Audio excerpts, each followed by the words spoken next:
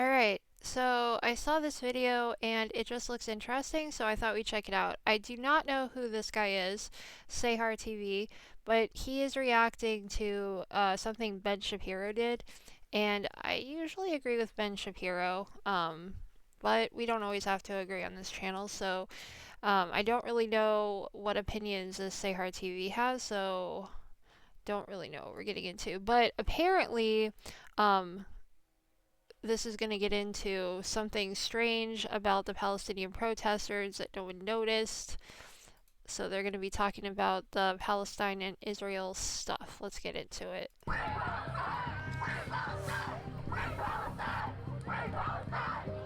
Very colorful. Y'all are stupid. It would kill them the second they go into Palestine. These people. I want to see these people trying to go to Gaza. How you guys doing? This is official SaharTV, and today we're watching Ben Shapiro explaining why colleges hate Israel so freaking much. Please don't forget to subscribe to the YouTube channel, and yeah, yalla. Ben Shapiro, get alive! Ben Shapiro has a life. It's just not one you agree with. It would kill them the second they go into Palestine. These people. I want to see these people trying to go to Gaza. The truth is, for a very long time, professors and administrators at major college campuses have been supportive of terror groups, including Hamas and Hezbollah, going all the way back to when I was in college. What's happening right now is that the mask is coming off and people are beginning to notice. All of that was hidden under the surface of broader, quote-unquote, anti-Zionist concerns, or opposition to policies of the state of Israel, or oppositions to Benjamin Netanyahu. And it turns out that all of that was a lie, that what that really was simply a cover for Jew hatred, which is why you're seeing mass protests in favor of Hamas. But I don't understand when Hamas is a despicable terrorist group and, you know, Palestine, in my opinion, is kind of, well, they're complete asses because they support things like Hamas. Um, why is all of these people so for Palestine in their minds? I would love to hear why. That's why you're seeing solidarity on behalf of Hamas. I've yet to see any of these professors actually condemn what Hamas did or call for Hamas to be deposed in the Gaza Strip. It was exhilarating, it was energetic. I was exhilarated. If they actually wished for a two-state solution, Hamas going would actually be the precondition to any of that happening. None of them are calling for any of that. They're not calling for the release of hostages. All they're calling for is a ceasefire that would allow Hamas to continue to survive.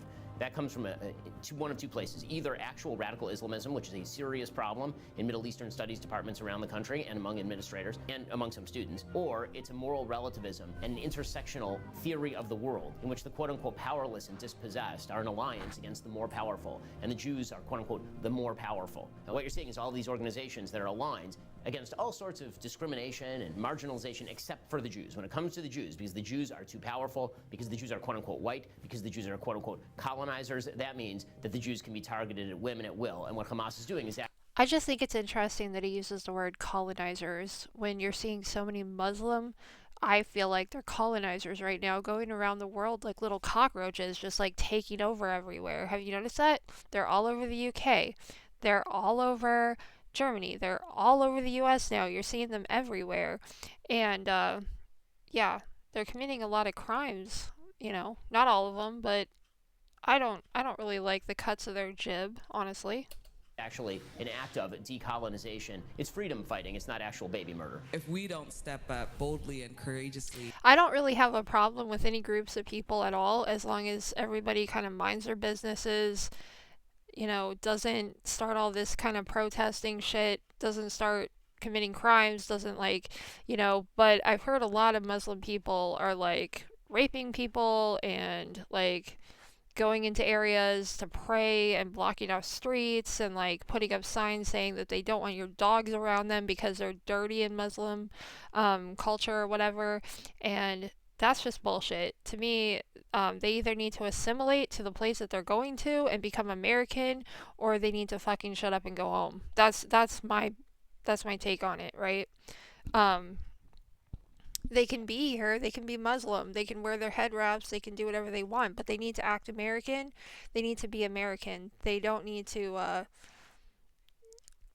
yeah, If they still think that Westerners are evil and all this stuff, then they shouldn't be here. To end the imperialist project that's called Israel, we're doomed. What is she talking about? Imperialist project. Jews belong to Judea. Jews are allowed to live in Judea, whether you like it or not. What are you talking about imperialism for?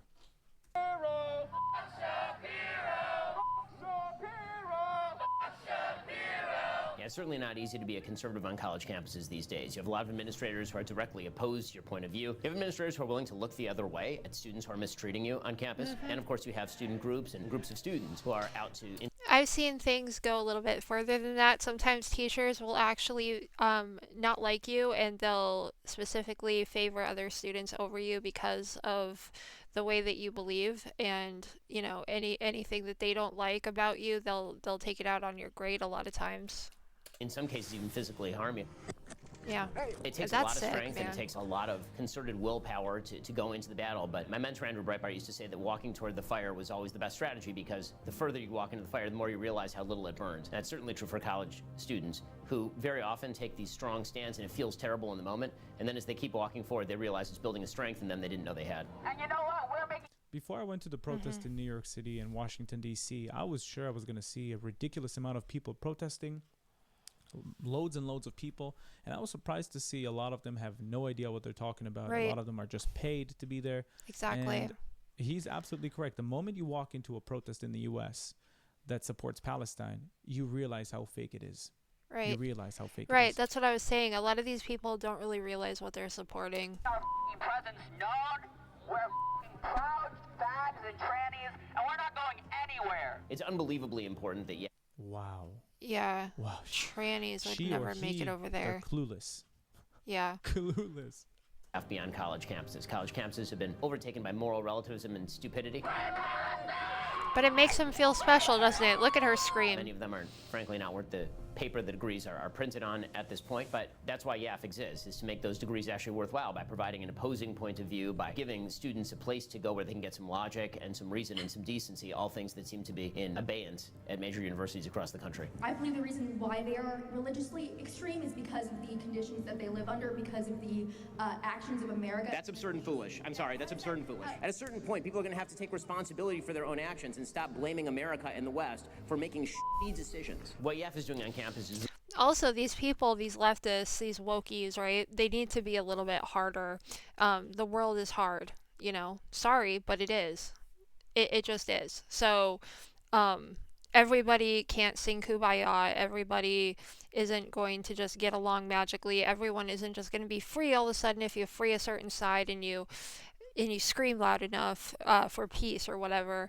You know, sometimes there are bad people, and sometimes you have to take them out, or sometimes, you know, a war has to happen, you know, when diplomacy fails, and sometimes hard decisions have to be made. That's why we have really strong leaders in this world, right? You don't see pansies leading countries, right? And so all of these pansies that are doing all of these, like, protests and stuff just need to shut up and sit down, right? Really important, because in exposing what's going on college campuses and bringing outside voices in, that does take the mask off. And what that means is that either higher education is going to have to change or it's going to die. I'm very happy to see that alum of schools are pulling their money from these universities. I've been advocating that for literally decades. I'm sad that it took until now for people to realize that signing checks to universities that hate your values, hate America, hate Israel, hate a lot of decent things, that it took until now for people to realize that and stop signing checks to those things. But I'm not going to go really deep into this, but we have so many other ways that we can learn now besides the traditional brick and mortar education system. You can basically learn anything you want by yourself using the internet now. There is no way that these colleges and universities are going to be around much longer. I predict that for the future, mark my words. They're not going to be around that much longer. But it's about time for that to happen. I'm hopeful that outside pressure from both donors and students, parents, and the business community, that could change educational institutions into what they once were, places of education. It's, yeah. College campuses and their protesters are a joke. If you've never been on a college campus when there was a pro-Palestine protest, do yourself a favor. Go one time. You know, go ask these people questions they won't be able to answer. Some people will be able to answer, but just propaganda answers that they were given or that they were told to say. It's incredibly relieving to see these protests with your own eyes. So I am with Ben Shapiro, and I don't think we should be discouraged by these protests. On the contrary, I think we should learn from them, and it helps us address the talking points in a much easier way. And they always talk about the children, the women, the civilians, emotional one. But if you look at it from a logical perspective, every country would have acted exactly the same if they would have been in the shoes of Israel. That easy. Thank you for watching this video. Don't forget to like, comment, and subscribe. And if you want to support me financially, you can do so through... All right. Well, I think that was interesting. And I think that if anybody has any ideas about trying to end Israel or help Palestine just because of the color of people's skin, they need to shut the fuck up about that too. I think people need to get over this white hatred. I've had enough of it, honestly. We don't need to be racist to anyone, and everyone is absolutely being racist to white people right now, and it's fucked up, and it needs to stop. So, yeah, fuck you if you're doing that. So anyways, yeah, that's it for today. Hope you guys have a great day or night or whatever. See you tomorrow. Bye.